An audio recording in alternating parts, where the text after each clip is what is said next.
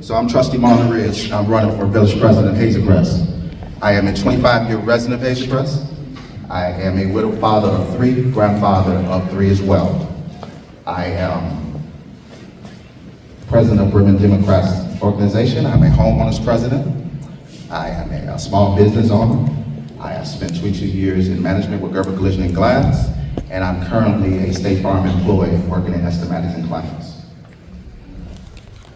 My platform for Hazel Crest is safety, service, and growth. You know, safety is a priority for me. I want to make sure that we have a safe community. I'm looking to try to bring safety officers to the community, CSO officers.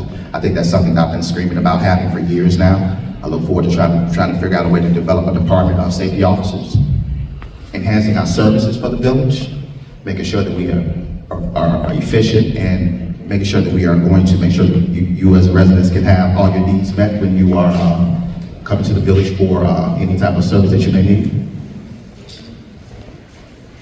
Kind of threw me off, but okay. I do want to make one statement, because I think that I want to just make this statement to make sure this is out there. Because I think there's been a lot of talk and a lot of people asking a lot of questions about me in Hazel Crest. We're going to address this right now. No, Bernard is not working for me. Bernard is not working for me. Bernard is moving on, and we all should move on too. The Donaldson and Ellsbury war is over. It's over. God rest him. Mr. Donaldson, he is not here anymore, and Bernard is gone. So let's put that to bed. Bernard's not working for me. So everybody's asking that question, and you hear it directly from my mouth. He's not working for me. Again, I'm Marlon. I run village president of Hazel Crest. I'm welcoming any questions you guys have. So whatever you got, bring it to me. Thank you. Our next candidate is Ms. Alexander, Sandra Alexander. Thank you. Thank you, thank you. Testing. Good afternoon. My name is trustee Sandra Alexander. I'm a candidate for village president, mayor. I started my career here in 1994 as a 911 dispatcher. I went on to be a receptionist, accounts payable clerk, executive assistant to 4 mayors, 4 managers. I also served as the deputy clerk for 20 years of that time. Since I retired in 2018, I went on to be the president of my homeowners association, Hazel Crest Proper Neighborhood Association. I was elected trustee in 2023, and that's what I've been doing ever since then. I feel my extensive experience in municipal government is a testament to my dedication to the village of Hazel Crest. A little bit about my background. I am a 26-year resident. A divorced single mother of 2 well-accomplished daughters and 1 grandchild. And I hope you would consider me to be your next village president, mayor. Thank you. Thank you. The first question. What is your vision for economic development in Hazel Crest in the next 5 to 10 years? This question will be answered by Ms. Alexander first. First of all, my vision for economic development is to hire a dedicated economic development person and staff. Someone that's willing to work hard for Hazel Crest, to bring in businesses, retain current businesses, and engage with the residents to see what it is that we need. Thank you. Mr. Rias, what is the vision for economic development in Hazel Crest in the next 5 to 10 years? So, my vision for Hazel Crest is to create a 15-minute city. My vision for Hazel Crest is to create a 15-minute city. What a 15-minute city is. 15-minute city is where you can walk, you can live, you can bike, you can ride, you can move around the community and work, you can eat, you can entertain yourself, all within 15 minutes of the community. We have opportunity over at Hazel Crest proper. We have opportunity up on 175th Street to create this type of community. Hazel Crest proper is perfect for it because it's gridded out. So it's very easy to walk around in Hazel Crest proper. We have an opportunity to really make a city where people can live and raise their families in by bringing veteran housing, senior housing, and trying to bring more people to the village. I think how we grow is we have to grow, double down on our people. Bringing people to the village, possibly building a subdivision on 175th Street, I would like to see that. And again, entertaining a 15-minute city. There's only two cities in the world right now that have 15-minute cities. That's Paris, France, and Portland, Oregon. Again, 15-minute cities. Thank you.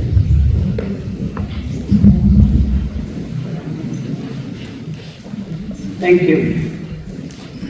Just as a reminder, there are supposed to be no videos, no photography.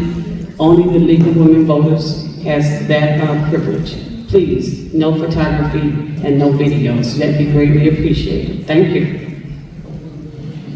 Next question. How do you plan to have the businesses accountable for their fair share of taxes contribution? So we're asking how we're going to hold them accountable for paying their fair share of taxes? Yes. Okay. Well, again, they're collected yearly from our businesses. I think we currently collected, I think it's 700K last year in sales tax revenue. 700K in sales tax revenue, and that's not very much, I would say. So we do need to grow our business base. We are a small business community because we are a bedroom community. We don't have a huge industry here in Hazel Crest. I think we'll always remain a bedroom community. And helping them collect, I think we just have to make sure that we're in front of them and knocking on their doors and making sure that the village can support them and whatever needs they have to make sure they're paying their fair share. Thank you. Ms. Alexander. Can you repeat Do the you want me to question? repeat it? Yes. How do you plan to have the businesses accountable for their fair share of tax contributions?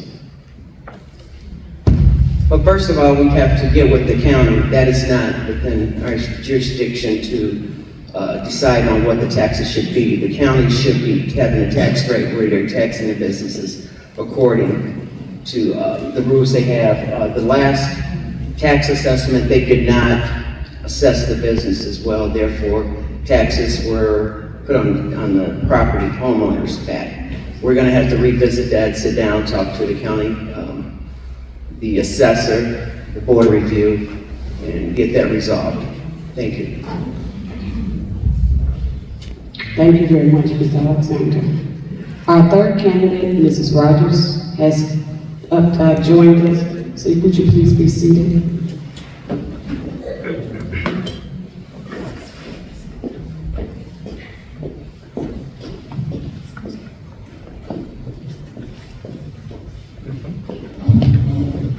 We're not going to go back to opening statements, but at the end, she can introduce, well, I'll let her, but we're not going to go back to an opening statement. We're going to continue on.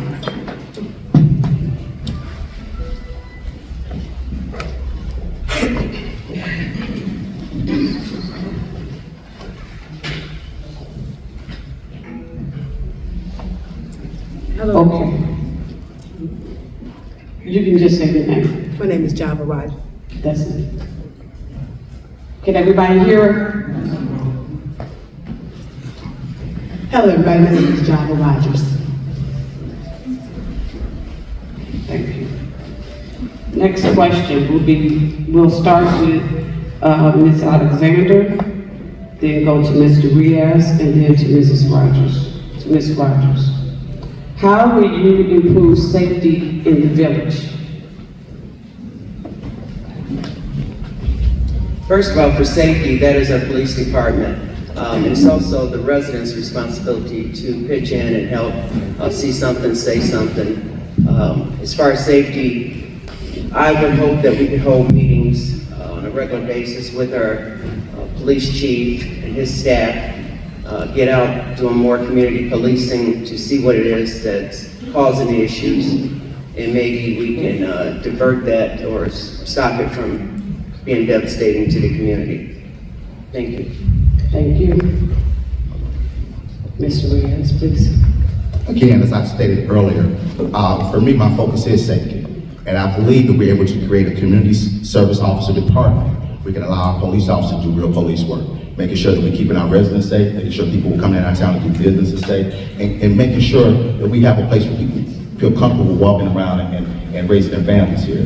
The CSO officers are really needed. We get 8 to 10 of them working on on the morning and afternoon shifts, being there for our kids in the morning, being there for our kids when we pick them up in the afternoon, and just being a presence in the community, patrolling the community, and give our officers that chance to really be police officers and make sure that they're keeping us safe.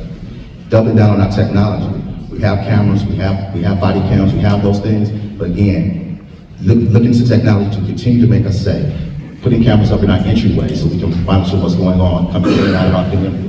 Using the technology to keep us safe, maybe even get into drone technology as we get further into the future with things. Again, safety is my #1 priority. CSO officer will be the first thing I'll try to create here at Hazel Crest. Thank you, Ms. Rogers. How will you improve safety in the village? I think both of them have stated very good ideas. One of the things I think that's very important is people getting to know their neighbors. People don't know each other.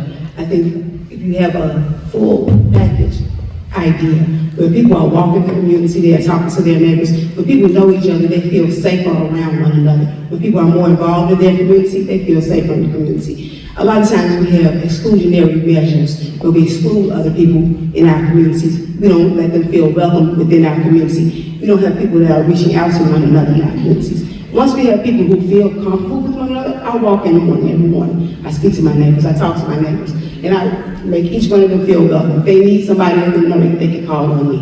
So I think those measures are something that make people feel safer in the community. So even knowing your police officers, a lot of times people don't know their police officers.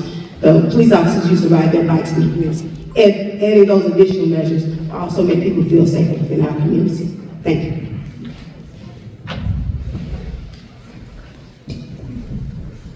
Thank you.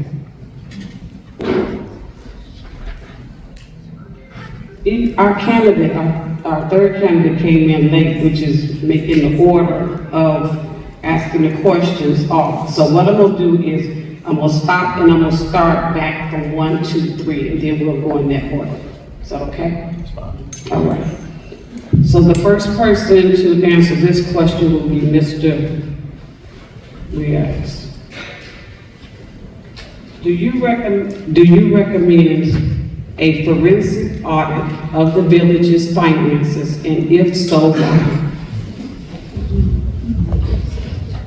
Well, I think we just had a budget come out stating the current audit is fine. Now, forensic audit may cost us $60,000. I'm not sure if we really need to do a forensic audit at this time. I think our finances have been fine. We have finance meetings quarterly. People can come out to see what's going on. I mean, how far do we need to go back with the forensic audit? Do we need to go back 6 years, 8 years?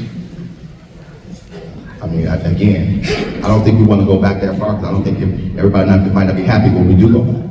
You know, we take a look around, we have to address some things we may not want to address. You know, I mean, to be honest, I mean, we did have a time when we had a person working for this village named Irma Holloway. And I believe you worked with Irma Holloway. Irma Holloway cost this village a whole lot. If we have to go back that far, we'll go back that far.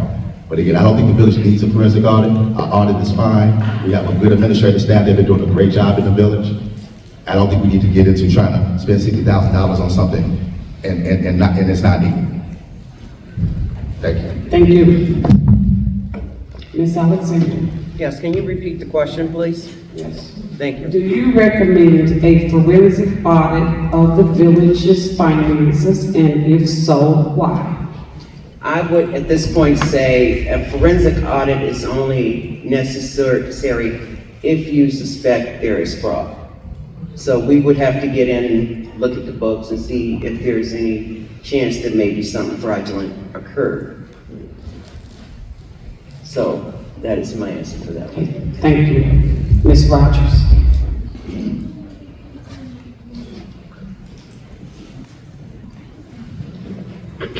Excuse me.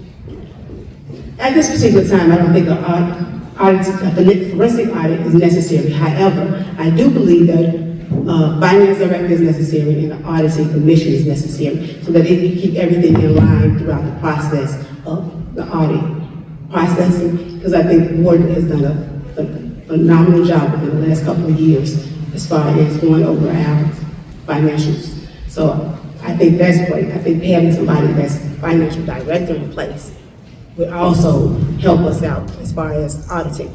In addition, an audit commission, so that they can meet on a monthly basis, so that they can review the books, so that it can be consistent to the state laws that we have in place already. Thank you. Thank you. The question that the person who asked this may have been getting at, so I'm gonna add in a League of Women Voters question to clarify that for our residents. And we will start with Ms. Alexander. Audits. Do you believe audits are required annually or should be done annually for each municipality? Absolutely, audits are required if they're, yes, we should always have an audit annually. It's checks and balances to make sure that government is being fiscally responsible with how they spend taxpayers' money. Thank you. Thank you. Ms. Rogers.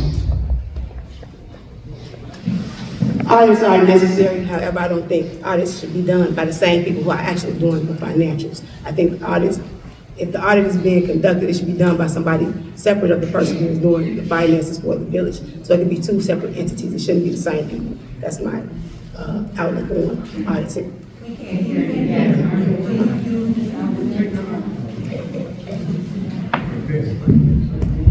Sorry about that. So what I was saying is, I don't think the person who does the audit should be the same person who does the finances. Those should be two separate entities so that the books can definitely be balanced. So the person who's checking the books is not the same person who wrote the books, so that it can be financially sound at the end of the day and fiscally responsible. That way, to me, those books could be properly handled in a proper manner. Thank you.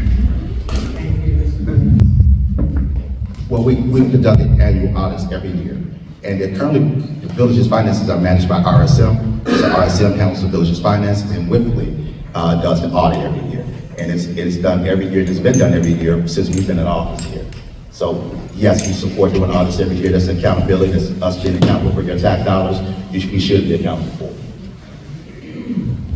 Thank you. I'm not covering this. Hello? Hello? You guys can't hear me, can you? Please stand. Can y'all hear me? Test. And it's on.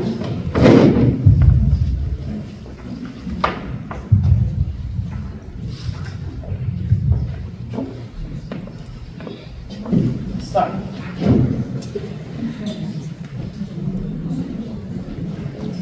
Hello.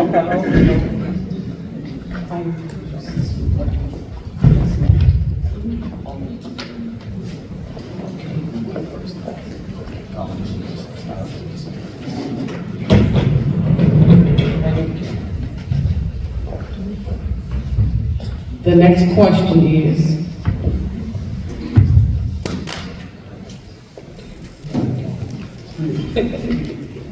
this question will be answered by, okay. We are done taking questions at this time because we do have enough. Thank you very much for all of the input. We appreciate it. Ms. Rogers. Yes. What does the municipality and school district relationship look like to you?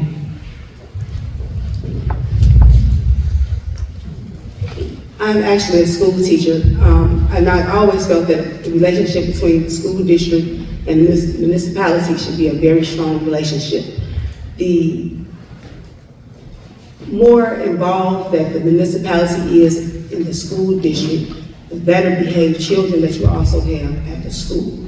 The people and the residents are aware, they make the residents aware of what's happening in the school, and the school is aware of what's happening in the community. When we have separate entities of government, there needs to be a strong relationship so that you can have less problems in the community and also in the school. The people in the school that have problems with certain children are the same children that have problems in the community. So everybody there, we are all aware of the same children. And we never have conversations about any of those particular children. I think it makes a safer community and a better school system when those two entities are in a relationship with one another, in a strong relationship with one another. Thank you. Thank you. Mr. Roy. It's the relationship between the schools and the municipality, correct? Yes. So that's the essence of community. I think it all matters. Relationship between schools, parks, library, it all matters. One village is one voice is what I've been running on, creating an environment where we all can work together to make a better community. Again, to make Hazel Crest what we need to be, we have to have all the cooperation from each taxing body. Every taxing body has to pitch in, we all have to work together, and let's continue to build Hazel Crest in a safe manner by, again, investing into our children and investing into them in a way where they know that we're there for them as a village. Again, one village and one voice is what I've been running on, what I've been talking about, all of us working together, each taxing body working as one to make a better community. Thank you. Ms. Alexander, what does the municipality-school district relationship look like to you? For me, I believe that the school board and the village board should get together and meet on a regular basis so that we can discuss things that are going on within their district and they can discuss with us what's going on with the village.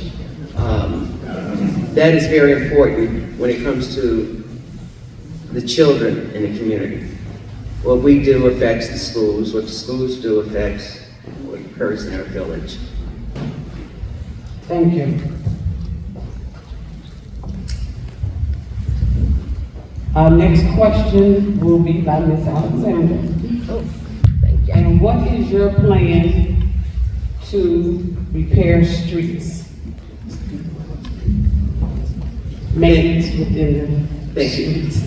My plans for street repairs, first is to have our engineer do a study to make sure that we list the shape of the streets, see what's going on with them first, put them in order, have a 5-year plan to say, hey, these streets are gonna be done and resurfaced, not patched, because that's a temporary fix. And they have to have a schedule, we have to stay on schedule, we have to budget to find the money to do that, instead of putting it off. So for me, I would be looking at priority budgeting, unnecessary spending on events and things we have in order to get those streets repaired.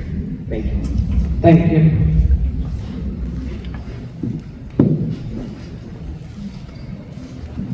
Ms. Rogers. Thank you. What is your plan to repair the streets?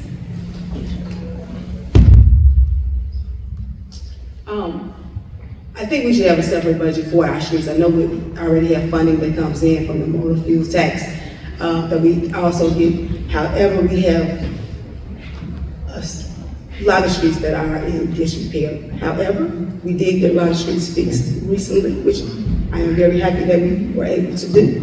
Nevertheless, I think we should go after more grant funding so that we can be able to get streets fixed. And we should also have a set-aside budget so that we can get streets fixed in a timely fashion as well. Certain streets in the village hadn't been fixed in over 40 years, and I know there are other streets that hadn't been fixed as well. So I think we should put the streets that had the longest amount of time of being repaired on the list so that we can get those streets fixed sooner as well. Thank you.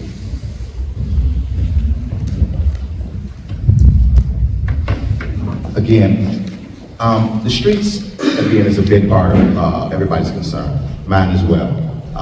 I'm a candidate that wants to be right outside your front door.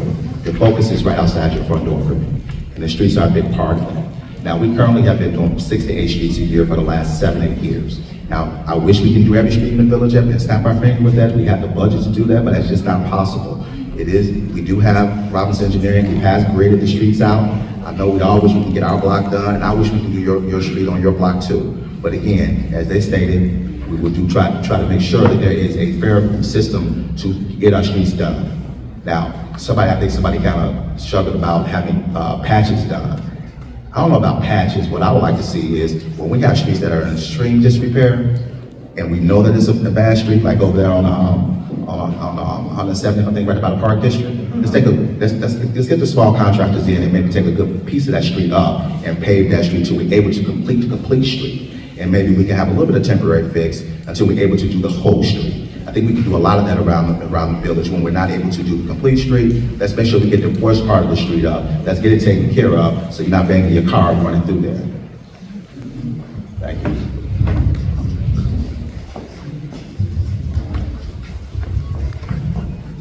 Oh, thank you. These two questions are kind of the same, so I'm going to read the two together. And I think the first one for this one will be Mr. Rias again. I'll read it this way first. Unlike Madison, Homewood-Flossmoor, or Markham, why did Hazel Crest Board name our municipal center after Alsbury, placing him above the citizens? And another question that can go with that is, can we change the name of City Hall?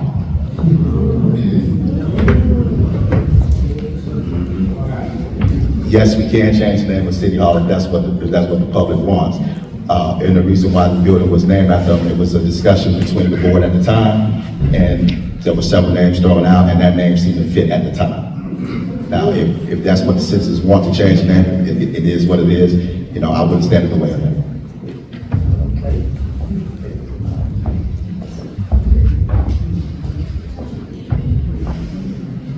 Ms. Rogers, do you need me to repeat it? Okay, thank you. So I want to say this. I am a person who believes that all citizens' message, voice matters. Whatever the residents want, I think they should be able to express that. They should have the opportunity to express that. It's very important to me. I know that we have a system of government where we don't necessarily talk to residents about everything. However, I do think forums and discussions with our residents are wholeheartedly important before some decisions like that are made. I would believe us coming together, us having a discussion, us talking about it, will help us make those type of decisions better for us and better for our future. So I'm not opposed to anything that our particular community wants. I appreciate you all. Thank you very much. Thank you. Ms. Alexander. Thank you. The municipal center was named Bernard Alsbury Municipal Center based on the elected officials that were in office at that time. The mayor could not have named that building after herself. It was the trustees. They all voted in favor of naming it Bernard Alsbury Municipal Center. Yes, that can be changed by resolution, and no, the mayor can't make that decision. It would have to be the board of trustees. And yes, if they want to talk to their constituents and the neighbors and see what they feel, that's fine. But ultimately, it is the board of trustees' decision to rename that building Hazel Crest Municipal Center. Thank you. Thank you. Our next question is about trucking. Concerns about the rapid increase in trucking and storage facilities. They are dirty, unattractive, and increase traffic, reducing the quality of life, bringing down the neighborhood. Can they be reduced? Can the trucking be reduced? And the first person to answer that is Ms. Rogers.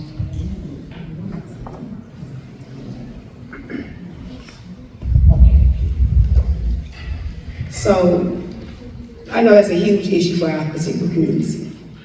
And my thing is, and what I'm running is why not Hazel Crest? We have development in every community except Hazel Crest. We had an opportunity over 20 years ago to have that same Walmart that's in Country Club Hills in Hazel Crest. Apparently we don't have it. I graduated from Hillcrest High School. Hazel Crest looks the same way it did when I graduated from high school. We don't have development here. We don't have change here. So it's up to us to make the decision to change our community. If we don't want trucking here, we don't have to have trucking here. However, if we don't have development here, it's going to be very hard for us to say what kind of taxes we have in our community. We are going to be able to pay our own taxes, and they're going to continue to increase because we don't have the development in our community. So it's going to be up to us, whether it's trucking or whatever else. It's up to each and every last one of us to make those decisions, to make it possible. If we are not going to be able to talk to anybody, that's going to be a shame on us once again. We lost Walmart before, and we can lose development again. It's up to the residents. It's up to us. Thank you. Ms. Alexander, do you need me to repeat? Yes, please. Okay. Concerns about the rapid increase in trucking and storage facilities. They are dirty, unattractive, and increase traffic. Reducing the quality of life brings down the neighborhood. Can they be reduced? Absolutely, it can be reduced.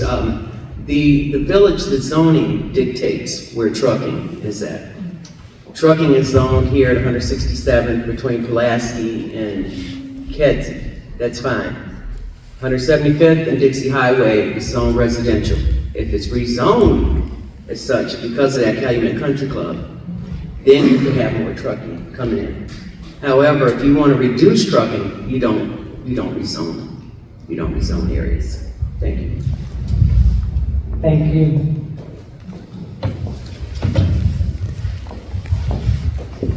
Again, that's a tough question. How do we reduce trucking when all of us are shopping on Amazon every day?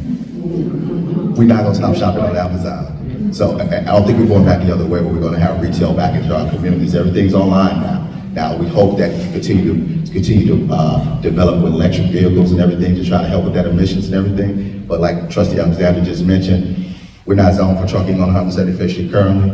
I'm not looking to zone that for trucking at all. You know, she spoke about the Calumet Country Club, and that's been a hot topic in this community for the last couple of years. Again, I don't trust those people. I don't trust those people. You know, they didn't come to us with good faith with what they were really trying to do. I think they've been upfront with what they really were trying to do. Then it could have been a different conversation. But at this point, I'm not in favor of it right now. Thank you. Next question, and we will start with Mr. Rias. There can only be one winner for mayor and clerk. 3 for trustee. After the election, how will you continue your platform and work with the elected officials moving forward? Again, one thing I want to bring to Hazel Crest and continue to bring to Hazel Crest, which we have had on our board. We don't have infighting on the board. So I'm not looking to have any infighting on the board. I would look to sit down with whoever's on the board and have a conversation about what we can do as a group to envision what we want to bring to Hazel Crest for our residents. I'm not going to try to be there and say that if I don't have the board, I can't work with anybody. I can work with anybody. I've worked with these trustees that are over here for years now. I've worked with several trustees that are out here in the audience. We've all worked together. And I don't see any problem with us working together in the future. Thank you. Ms. Alexander. Thank you. Thank you. Absolutely. I've worked with many of the mayors and trustees, and yes, you have to learn to work together. We may not always agree on things, but we can make our statements and say how we feel about them, and when it's time to vote, you vote your conscience. We will just have to work together, no matter what, whoever's on the board. Thank you. Ms. Rogers. Absolutely. We all have to work together within our community. Win or lose, I'm going to still be in the community, walk in the community every morning, talking to my neighbors, seeing what I can do for my neighbors. What do they need from me? How can I help you? How can I assist you? Because that's just who I am as a person. However, I'm more than willing to work with the members of the board because I consistently work with the members on the board.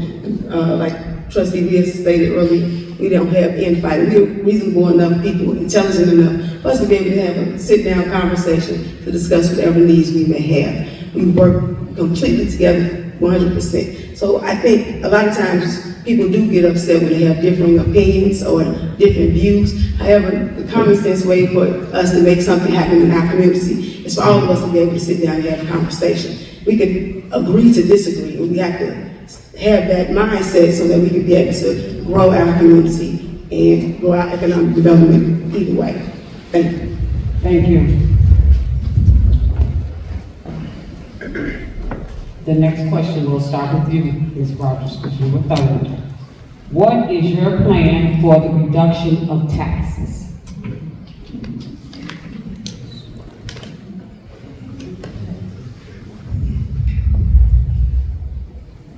I'm going to start off with this. So, I've been against taxes for a very long time.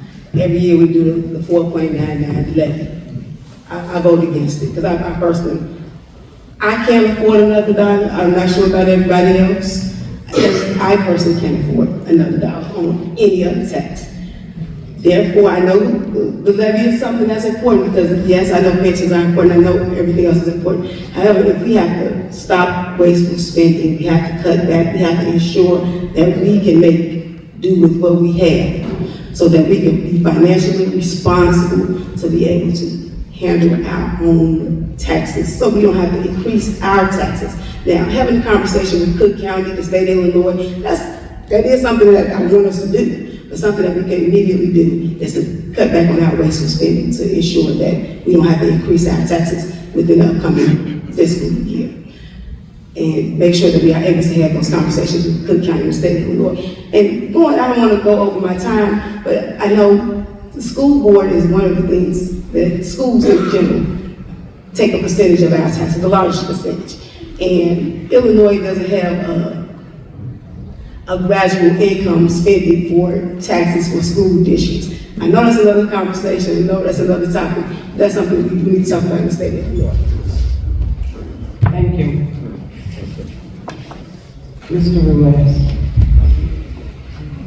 Rias. Rias, I'm sorry. That's okay, I'll be calm. Again, doubling down a little bit on what Trustee Rogers spoke about. 70% of our taxing dollars go to our schools. We have three schools that are in the village that have surpluses right now. Again, I think the conversation, like I spoke about earlier, one village and one voice, that's all partnered together to see the best way to utilize our tax dollars for the community. We have 6 schools, I believe, touching Hazel Crest right now, 233, 144, 152 and a half, 205, 160, I believe. I think if we can all come together and figure out a fiscal responsible way with our levies, with our taxes, and see if we can try to find a way to reduce our taxes in the community by that way, coming together with our boards. Thank you. Ms. Alexander. Thank you. Thank you. Yes, I've had a conversation with one of the school board members regarding taxes, and that's one of the things we need to come together with the schools. The schools take up 64% of your tax bill. The village takes up about 32%, I believe, and the other taxing entities deviate the difference between your tax bill. Yes, we would have to get together to talk about how we're gonna not levy the maximum. I too voted against the levy back in December. It should not have been the max. People were already taxed out when they got the property tax bill from the county. So we need to get together and work with the other taxing entities to levy differently, to say, hey, we don't need all this surplus, or maybe we don't need this for operational purposes. So this year, let's bypass that amount and do it differently. So that would be my take on that. This will be our last question. We want to thank everybody for all the questions, and unfortunately, we got so many, we're not able to go through all of them, but we hit a big majority. This will be our last question, and we will start with Ms. Alexander. What will be done about vacancies and/or abandoned homes? What would be your plan for that? Thank you. We recently hired a contractor who will be reporting on all vacant properties, abandoned properties, at no cost to the village. They're gonna keep this log and go after these people, so it's not just a lien, then we put a judgment in against them. That would get people to move. They're more likely to jump up and do something if you say, now we're gonna put a judgment against you, stop you from getting credit, blah, blah, blah. A lien only works when the property transfers, and it hasn't worked for 50 years. So that is one of the things I'm proud of that we voted for, to get that company and to help us with that. And they're on the way. As a matter of fact, I talked to the guy a couple of days ago, and there was a little snafu and an agreement that he needed to talk to our village manager about, so I think that's been handled. Thank you.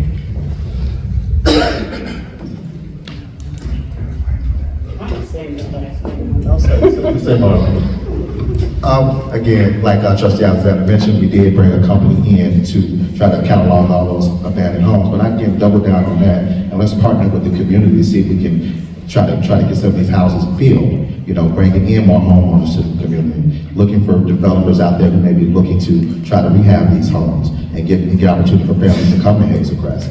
You know, we have a few properties that we can look at, and I just think that if we go after families that want to try to come here and be a part of the community, I'm all for it. Again, it's a good thing that we do have the company in helping with cataloging it, but I think we could be a little bit more forceful with trying to look for folks to come to the community with developers looking for their own tenants for houses.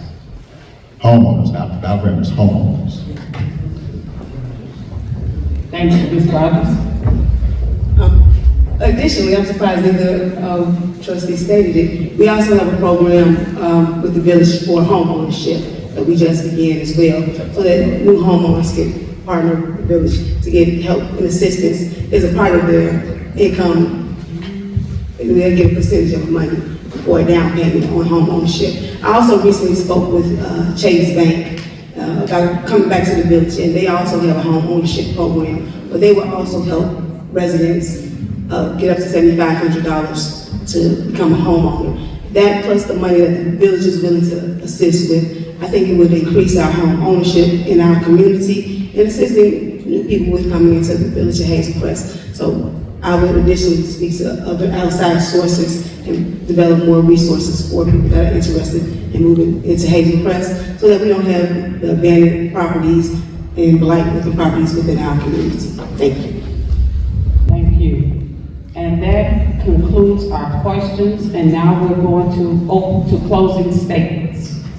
Each candidate has 1 minute. You have 1 minute for closing statements, and we will start with Ms. Rogers.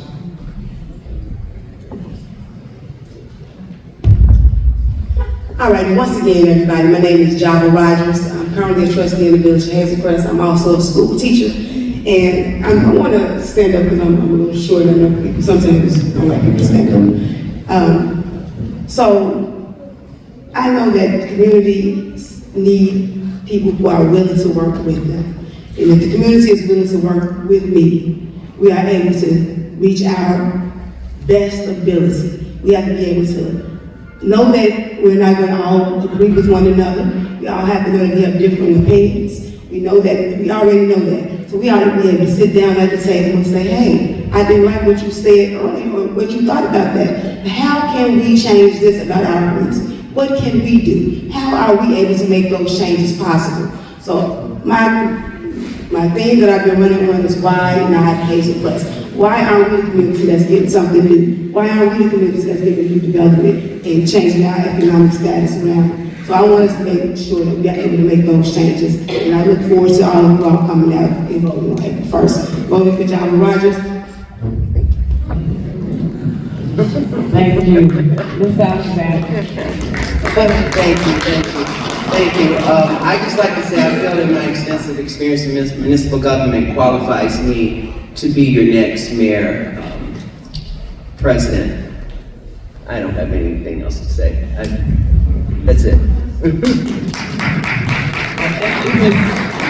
you, Ms. Alexander. Mr. Marlon. Thank you, Cynthia. I'm currently the longest serving board member running for office. Spent 2 years as a village clerk, and I'm my second term as village trustee. I believe I have a great vision for this community. I believe in this community. I walk this community. I ride this community. There's not a day doesn't go by that I'm not in everybody's subdivision. I've been doing that since I've been a trustee, and I will continue to do that as your mayor. Again, vote for Marlon D. Rias and the Hazel Crest Progressive Party. Punch 2, 6, 10, 11, and 12. Thank you. Let's give all of our candidates a round of applause.